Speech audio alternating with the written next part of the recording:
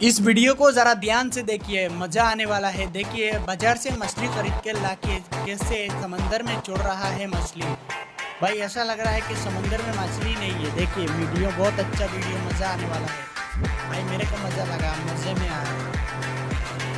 देखिए देखिए गाइस, सब मर चुके हैं मछली, और इतना बड़ा बड़ा मछली है गाइस, वो छोड़ दिया गाइस। देखिए मरा हुआ मछली समंदर में छोड़ दिया गाइस। देखिए कितना बड़ा, सिर्फ इधर पत्थर ही पत्थर है गाइस। यहाँ पर फिशिंग करने के लिए बंदा छोड़ के देखिए मछली को छोड़ रहा है कैसे।